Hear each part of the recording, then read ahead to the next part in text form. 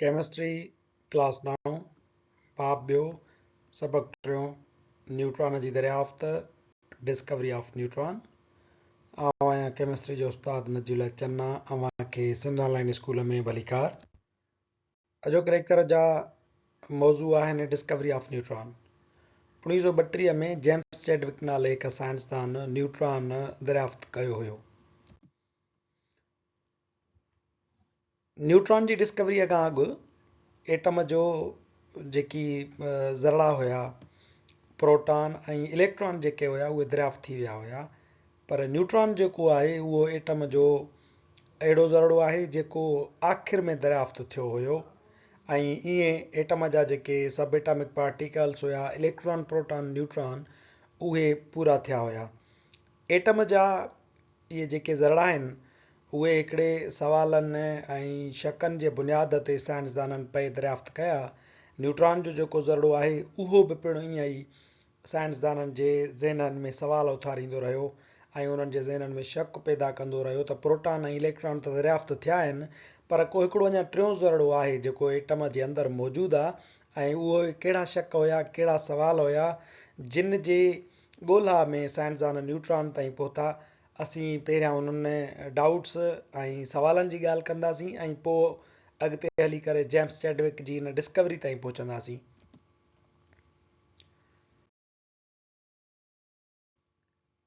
पहिरियों जेको शक हुयो, फर्स्ट डाउट साइंसदाननि खे पियो, उहो ई हुयो हुननि जॾहिं हेलियम ऐं हाइड्रोजन जो वज़न कयो, जॾहिं उन्हनि खे तोरे ॾिठो त उन्हनि खे पहिरियों शक तॾहिं पियो। ॾिसो, हिकिड़े पासे खां हेलियम ताराज़ीअ जे पुड़ में रखियलु आहे ऐं हेलियम खे 2 प्रोटॉन हूंदा आहिनि, ऐं ॿिए पासे खां हाइड्रोजन रखियलु आहे। हाइड्रोजन खे 1 प्रोटॉन हूंदो आहे, पर हेॾऊं 2 हाइड्रोजन रखियूं वयूं त जीअं 2 प्रोटॉन हेॾऊं थियनि ॿिनि हाइड्रोजन जा ऐं हेॾऊं हेलियम जा 2 प्रोटॉन हुजनि, त पोइ उन्हनि खे तोरे ॾिसिजे। तव्हांखे इहा ॻाल्हि ज़हन में हूंदी त हाइड्रोजन एटम में 1 प्रोटॉन हूंदो आहे ऐं हेलियम एटम में 2 प्रोटॉन्स हूंदा आहिनि। त हिननि वज़न खे बराबरि करण जे लाइ, ऐं इहो बि तव्हांखे यादि हूंदो त असां इहा ॻाल्हि करे चुका आहियूं त एटम जो जेको वज़न हूंदो आहे उहो प्रोटॉन्स जे करे हूंदो आहे। प्रोटॉन जेके हूंदा आहिनि उहे बार वारा ॻोरा ज़रड़ा हूंदा आहिनि। जॾहिं हिननि खे इहो बि शक पियो त प्रोटॉन दरियाफ़्त थी चुका आहिनि, हेलियम में 2 प्रोटॉन आहिनि, हाइड्रोजन में 1 आहे, त उन्हनि छा कयो, हिकिड़े पासे खां हाइड्रोजन जा एटम रखिया आहिनि 2, यानी 2 प्रोटॉन हाइड्रोजन जा ॿिन्ही जा, ऐं हेॾऊं हेलियम एटम रखियो आहे ऐं हुन जा 2 प्रोटॉन। जेॾी महिल जो उन्हनि खे तोरे ॾिठो हुननि, त उन्हनि ॾिठो त हिकिड़ो जेको हेलियम आहे उहो 2 हाइड्रोजन एटमनि जे बराबरि कोन्हे को। बराबरि हुजणु घुरिजे, पर उहो बराबरि कोन्हे को। छो बराबरि कोन्हे को? हाइड्रोजन हल्कियूं लॻियूं पियूं आहिनि, हेलियम ॻोरो आहे, उहो हेलियम वारो जेको पासो आहे उहो हेठि हुयो। यानी हेलियम जो हिकिड़ो जेको एटम आहे उहो हाइड्रोजन जे 2 एटमनि जे बराबरि कोन पियो बीहे रहंदो। छा थियो त हेलियम जो एटम ॻोरो थियो ऐं हाइड्रोजन जा एटम 2 जेके हुया उहे हल्का थी विया। पहिरियों शक हिननि खे इतां पियो।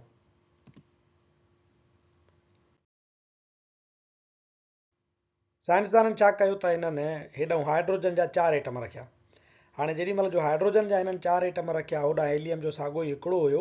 हेलियम खे आहिनि 2 प्रोटॉन ऐं होॾऊं हाइड्रोजन 4 थियूं त होॾऊं थी विया 4 प्रोटॉन। तॾहिं वञी करे बराबरि वज़न थियो ॿिन्ही जो, यानी 1 हेलियम एटम बराबरि थियो 4 हाइड्रोजन एटम्स जी। पोइ इते साइंसदाननि खे शक पियो त हिन में प्रोटॉन आहिनि हेलियम में, पर ॿिया कहिड़ा ज़रड़ा आहिनि जेकी हेॾऊं 4 प्रोटॉननि जे बराबरि थियनि था। हेलियम जा 2 प्रोटॉन त हाइड्रोजन जे 2 प्रोटॉननि जे बराबरि थिया, पर हेॾऊं जॾहिं असां 4 प्रोटॉन रखिया आहिनि त पोइ हेलियम जा 2 प्रोटॉन, ॿिया कहिड़ा ज़रड़ा आहिनि जेकी प्रोटॉननि सां मिलनि था ऐं उहे होॾऊं 4 प्रोटॉननि जे पोइ बराबरि थी वञनि था। 1920 में रदरफोर्ड इहो शक ज़ाहिर कयो, हिन हिकिड़ी अॻकथी कई that atom must possess another neutral particle with the equivalent mass of proton। 1920 में रदरफोर्ड इहा अॻकथी कई त एटम जे अंदरि ज़रूरु ॿिया अहिड़ा न्यूट्रल ज़रड़ा आहिनि जिन जो वज़न प्रोटॉननि जे बराबरि आहे। इन जे करे हेलियम जा 2 प्रोटॉन त असां ॾिठा आहिनि, उहे दरियाफ़्त थियल हुया, पर ॿिया जेके न्यूट्रल 2 ज़रड़ा आहिनि उन्हनि जे मथां चार्ज कोन्हे का वाधूअ वारी, तंहिंजे करे उहे न्यूट्रल आहिनि। उहे ज़रड़ा बि आहिनि जिन जो वज़न जेको आहे प्रोटॉननि जे बराबरि आहे, तंहिंजे करे हेलियम जा ही 2 ज़रड़ा प्रोटॉन जिन जी ख़बर हुई, 2 उहे ॿिया ज़रड़ा आहिनि त मिलाए करे थिया 4, तॾहिं हेॾऊं 4 प्रोटॉन त वज़न तॾहिं वञी करे बराबरि थियो आहे। पहिरियों शक साइंसदाननि खे इहो पियो। सेकेंड डाउट जेको साइंसदाननि खे ॿियो सुवाल पैदा थियो उहो ही हुयो त atomic mass numbers of the elements are more than their atomic numbers. अंसरनि जो जेको एटमी मास नंबर आहे उहो एटॉमिक नंबर्स खां वधीक हूंदो आहे। So there must be something extra than just protons. त माना प्रोटॉननि खां अलावा का ॿी बि शइ आहे जेका अंसरनि जे अंदरि वधीक आहे, तंहिंजे करे उन्हनि जो एटॉमिक नंबर खां मास नंबर जेको आहे उहो वधीक हूंदो आहे। एलिमेंट ॾिसो हेलियम, उन में प्रोटॉन 2 आहिनि पर उनजो मास नंबर आहे 4। लिथियम, उनजो प्रोटॉन आहिनि 3 पर उनजो मास नंबर आहे 7। बेरिलियम जेको आहे उनजो प्रोटॉन्स आहिनि 4 पर उनजो मास नंबर आहे 9। सोडियम जो प्रोटॉन आहिनि 11 त उनजो मास नंबर आहे 23। हाणे ॿियो शक हिननि खे इहो पियो त जेकॾहिं अंसरनि जे अंदरि बार वारा जेके ज़रड़ा आहिनि, वज़न वारा ज़रड़ा आहिनि, उहे प्रोटॉन आहिनि त पोइ उन्हनि जो एटॉमिक नंबर बि साॻियो हुजे। जीअं हेलियम जो आहे 2 त उनजो मास नंबर बि साॻियो हुजे 2, छो त उन्हनि जे अंदरि इहे ई ज़रड़ा आहिनि न प्रोटॉन, पर उन्हनि जो मास नंबर आहे हेलियम जो आहे 4। लिथियम जे अंदरि प्रोटॉन आहिनि 3, उनजो एटमी नंबर 3 आहे त पोइ उनजो जेको मास नंबर आहे उहो बि 3 हुजणु घुरिजे, छो त बार वारा या वज़न वारा ज़रड़ा ई इहे आहिनि प्रोटॉन, पर लिथियम जो वज़न आहे 7। याने 3 प्रोटॉननि खां अलावा 4 के ॿिया अहिड़ा ज़रड़ा आहिनि जेकी 3 में जोड़ कजनि था त पोइ मास नंबर लिथियम जो वञी थो थिए 7। ईअं सभिनी अंसरनि सां लागू पियो थिए। सो इहो ॿियो शक हुयो जेको साइंसदाननि वटि पैदा थियो। इन्हनि ॿिन्ही शकनि जे बुनियाद ते इन्हनि साइंसदाननि मुख़्तलिफ़ तजुर्बा कया ऐं पोइ वञी करे उहो ज़रड़ो लधो जंहिंखे असां हाणे न्यूट्रॉन छॾींदा आहियूं। डिस्कवरी ऑफ न्यूट्रॉन 1932 में जेम्स चैडविक न्यूट्रॉन ॻोल्हे लधो। James Chadwick discovered neutrons in 1932। 1932 में जेम्स चैडविक न्यूट्रॉन दरियाफ़्त किया। He found that when alpha particles bombarded on beryllium, some penetrating radiations were given out. हिन इहो मालूम कयो त जॾहिं अल्फा पार्टिकल्स बेरिलियम ते असां फायरिंग था कयूं, बम्बार्डमेंट था करायूं उन्हनि जी, त उन मंझां कुझु हिकिड़ा तमामु घणा पेनिट्रेटिंग शुआ जेके आहिनि उहे ॿाहिरि निकिरी ईंदा आहिनि। पेनिट्रेटिंग शुआ माना जेकी मादे में तमामु घणो गहराईअ ताईं लही वञनि, अहिड़े क़िस्म जा शुआ बेरिलियम मां तॾहिं निकिता जॾहिं बेरिलियम ते अल्फा पार्टिकल्स फायर कया विया।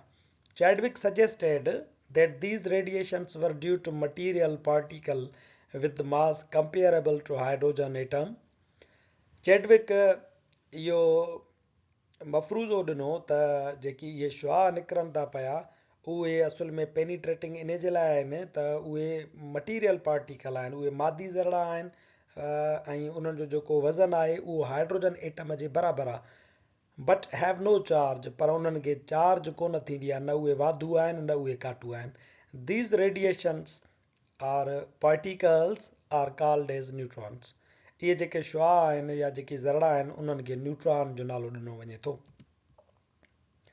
हिन इहो ॿुधायो त इहे जेके ज़रड़ा लधा विया इहे मटीरियल पार्टिकल आहिनि, इहे मादी ज़रड़ा आहिनि ऐं इन्हनि जो जेको वज़न आहे उहो हाइड्रोजन एटम जे तक़रीबन बराबरि ई थींदो आहे। हाइड्रोजन एटम खे ॾिसूं था त हाइड्रोजन एटम जो जेको वज़न थींदो आहे उन में सिर्फ़ु हिकिड़ो प्रोटॉन हूंदो आहे। सो असां ईअं बि चई सघूं था त इहे जेके ज़रड़ा लधा विया, न्यूट्रॉन जेके लधा विया, उन्हनि न्यूट्रॉन जो वज़न जेको हुयो उहो हिकिड़े प्रोटॉन जे बराबरि ई थिए थो। डिस्कवरी ऑफ न्यूट्रॉन में जेम्स चैडविक जेको मटीरियल इस्तेमालु कयो सामान, उन में हिन हिकिड़ो अल्फा सोर्स जो ज़रियो खयो जंहिंमां अल्फा जा शुआ निकिरंदा हुया। अल्फा रेज़ या अल्फा शुआ छा आहिनि? इहे अल्फा रेज़ जेके आहिनि उहे हक़ीक़त में अल्फा पार्टिकल्स हूंदा आहिनि ऐं अल्फा पार्टिकल इहे कहिड़ा ज़रड़ा आहिनि? इहे हेलियम न्यूक्लाई आहिनि।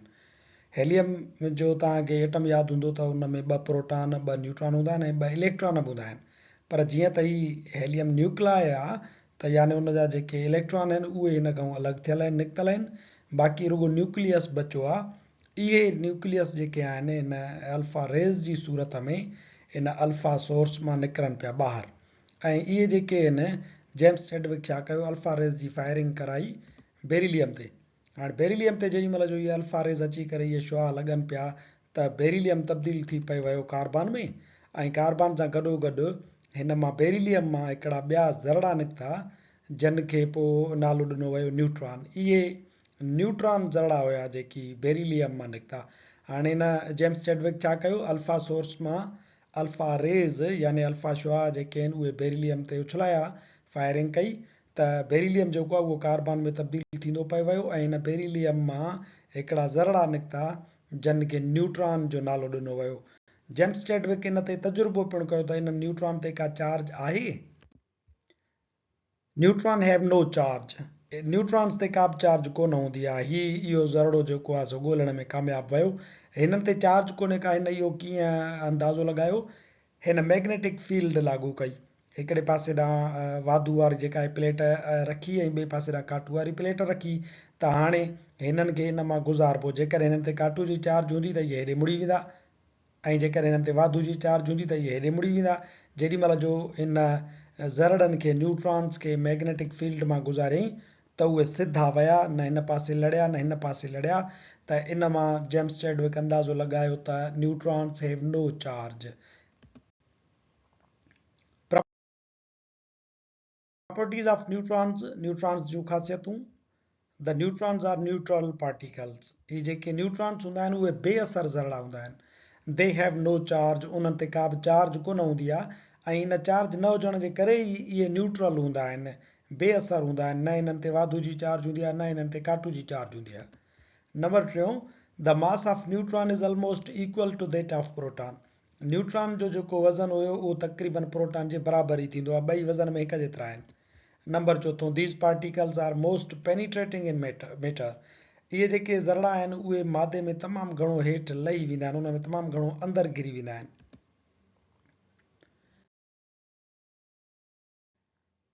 हिन खे साबित करण जे लाइ हिन हिकु तजुर्बो कयो त इहे जेके न्यूट्रॉन्स हुया उन्हनि जी हिन वैक्स ते फायरिंग कराई।